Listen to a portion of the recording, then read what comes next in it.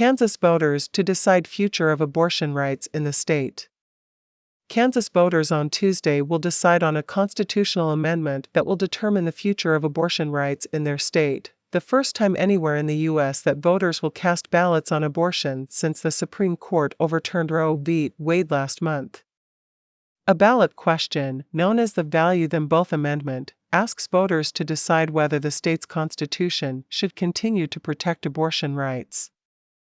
The proposed amendment to the state constitution would remove language that guarantees reproductive rights and asks voters if they prefer to put the issue of abortion in the hands of the state's Republican-controlled legislature, an outcome abortion advocates say is all but certain to result in the elimination or curtailment of those rights.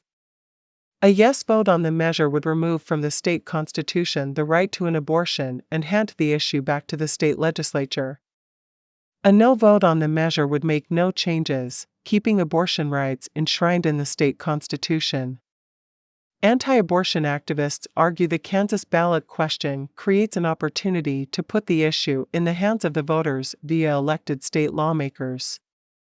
Supporters of abortion rights warn that approval of the ballot measure would almost certainly result in the elimination or curtailment of existing rights in a state that has more lenient laws on its books compared to many of its neighbors. With federal abortion rights overturned, Kansas lawmakers are saying, "We need to change our state constitution so it no longer protects abortion rights, so that we can go ahead and ban or restrict abortion now that we're legally allowed to." Elizabeth Nash, a state policy analyst at the Guttmacher Institute, a research and policy organization that promotes reproductive rights, said in a recent interview. If the Kansas Constitution no longer is deemed to explicitly protect abortion rights, an abortion ban would sail through the legislature. Bader heads to Yanks from Cards for Montgomery.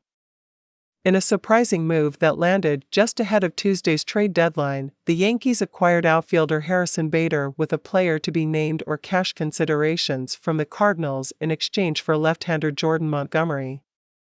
Bader, a Gold Glove-winning center fielder in Bronxville, New York native, has hit .256/.303/.370 with 5 homers, 21 RBIs, and 15 stolen bases this season.